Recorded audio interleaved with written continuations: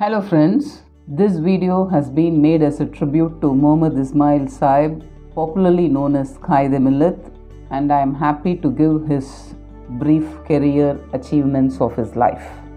The southern regions of Tamil Nadu have a long history of opposing imperialism and sacrificing lives and property in order to free the country from British dominance. The people of Ramanathapuram region lived in a state of freedom and liberty.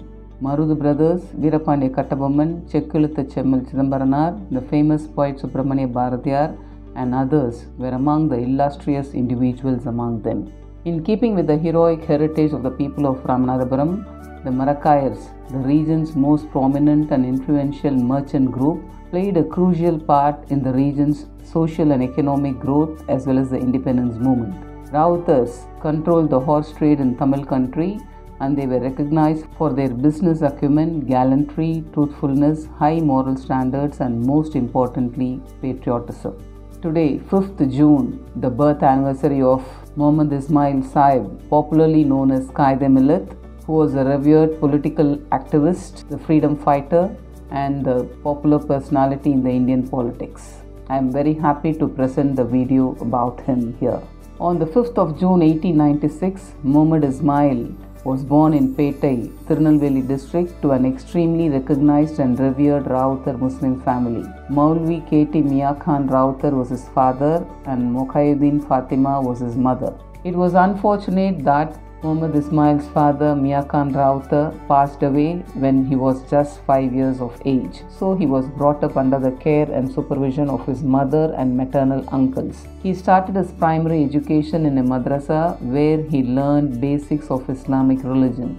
Then he had his schooling at CMS Christian Missionary School, followed by his intermediate from St. Joseph College Tiruchi, and then his graduation from Madras Christian College Tambaram. Even as a child, he was passionate about social work and community development. While still in school, he founded Balya Muslim Sangam, that is the Young Muslim Society, in 1909 with his younger brother KTM Ahmad Ibrahim and other Pettai youths with the express purpose of performing charity activities for people of all castes, creeds and colors, as well as fighting for national freedom. Muhammad Ismail went into business in the 1920s and became a leader in the world of leather and Madras commerce. He acted as a member of different boards and committees in the business organizations of Madras Presidency. That leadership led him into politics, in which he had shown interest since young age. When he was studying BA degree course, Mahatma Gandhi gave a call to the students that they should quit their colleges and studies and jump into the freedom struggle. Muhammad Ismail left the college in 1921 in response to the call of Mahatma Gandhi. He played a key role in passing the non-cooperation resolution in the political meeting of Madras Presidency in 1920 under the chairmanship of Mr. Srinivasa Iyengar. The Ali brothers launched the Khilafat movement, and Ismail Sahib worked assiduously day and night for the success of the movement. On 19th November 1923, Muhammad Ismail married Jamal Hamida Bibi, who was a very devoted and loyal life partner. She looked after the household chorus so meticulously that Muhammad Ismail could devote his time and energy to public service full time. He was an active congressman till 1936, participating in all movements of freedom struggle. During the year 1936, he joined the Muslim League along with his friend Jamal Mohammed. He rose through its ranks by dint of his hard work and ability. Subsequently, he was elevated to the position of the President of the Muslim League of the Madras Presidency Unit. He spearheaded the Madras State Muslim League in the Assembly elections of 1946. Muslim League, under his dynamic leadership, won all the 28 seats reserved for Muslims in the Madras Presidency. The League emerged as the second largest party in the Assembly after the Indian National Congress. He served as the first president of the Indian Muslim League after the partition of British India in 1947. Muhammad Ismail was popularly known in Tamil Nadu and Kerala as the Quaid-e-Millath, meaning the leader of the nation. He was a member of the Madras Legislative Assembly and the leader of the opposition between the years 1946 to 52. He played a constructive role as the leader of the opposition, and he fought vigorously for the protection of the rights of minorities and the freedom of individuals. He strongly represented for reservation of seats for minorities in the legislature, mother tongue to be the medium of instruction in schools, maintenance of law and order in the state, land reforms, prohibition, etc. He articulated his views very lucidly with all facts and figures, and at the same time cooperated with the government. During the debates, many leaders wanted a Dravidian language to be the official language because of their ancient history. Tamil checked the criterion due to its Dravidian roots and the fact that it was first spoken on the soil. Muhammad Ismail also favored making Tamil, which was his mother tongue, the official language. However, the fact that Tamil was not spoken by a majority in the country held it back. But it is important to highlight here that Muhammad Ismail Sahib wanted both Tamil and Hindi among the official languages of India. Muhammad Ismail Sahib had the privilege of serving as a member of the Constituent Assembly between the years 1948 to 50 for drafting the Constitution of India. In 1952, he was elected to the Rajya Sabha from Madras and remained a member till 1958. As a Rajya Sabha member, he supported the retaining of Shariat law for Indian Muslims. He was the first member of the parliament to request that part of his emolument as an MP be retained for National Defence Fund. After serving in the Rajya Sabha from 1952 to 1958, he moved into Kerala politics with the States Reorganisation Act in 1956. Leading the Indian Union Muslim League, he won Lok Sabha seats 3 times during the years 1962, 1967 and 1971 from Manjeri Parliamentary Constituency of Kerala. Muhammad Ismail Sahib was a great nationalist and a patriot. He openly declared his loyalism to his motherland India in the Karachi Convention, which decided the bifurcation of All India Muslim League. Similarly, when China attacked India in 1962, he made a fervent appeal to all the Muslims of India to stand united firmly and to support the Union government to fight against the Chinese vigorously. For this, he appealed the Muslims to come forward to contribute their might on their part voluntarily and willingly. On his part,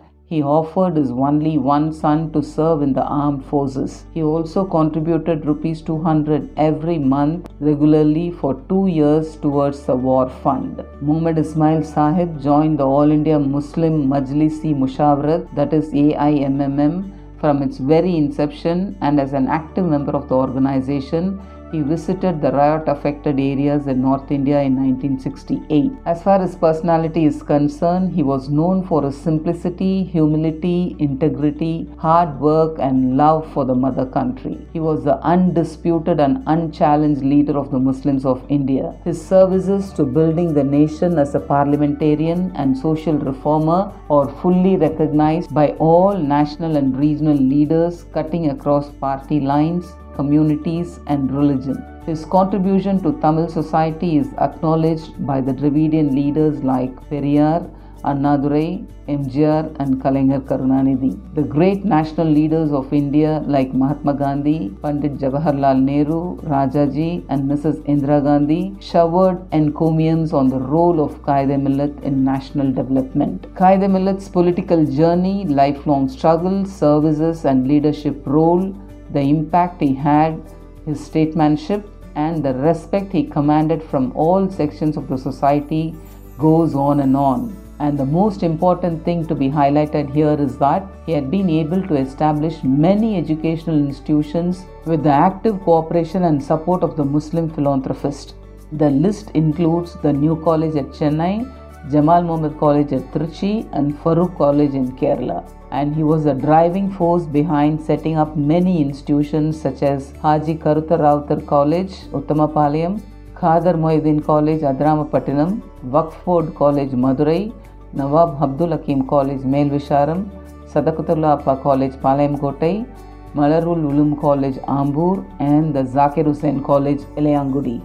After great stints in both Rajya Sabha and Lok Sabha, Muhammad Ismail Sahib breathed his last on 5th April 1972 after a prolonged illness and was laid to rest at the Jamia Masjid, Madras, with state honours. He has been revered in both Tamil Nadu and Kerala as the leader who ensured communal harmony. Perhaps the greatest tribute paid to him was by Congress Chief Minister M. Bhaktavachalam, who, describing his dignified and conciliatory behavior in the legislature, said he was a model for all opposition leaders. The Tamil Nadu government renamed Nagapattinam district as Nagai Quaid-e-Millath district in his honor.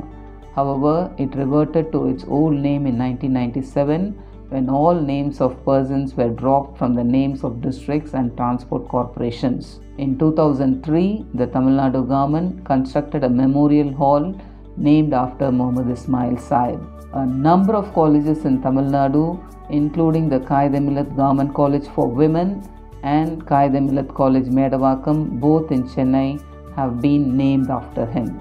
I am very happy to state here that I worked in the Quaid-e-Millath Government College for Women for a period of 10 years. During the 125th birth anniversary during June 2020, the DMK President M.K. Stalin paid tribute to Quaid-e-Millath and stated in his Facebook page that the name Quaid-e-Millath means the guiding leader. He also recalled that Quaid-e-Millath had a close friendship with Periyar, Annadurai and Karunanidhi and helped Anna to form the DMK government in 1967. Further, the present CM recalled Muhammed Ismail's love for the community, Tamil language, and said everyone should work towards the welfare of the minorities following his footsteps. With all these facts highlighted in this video, Quaid-e-Millath was a great man to be given a big salute in history. Thank you very much for watching, and I will see you all in the next video with another important topic.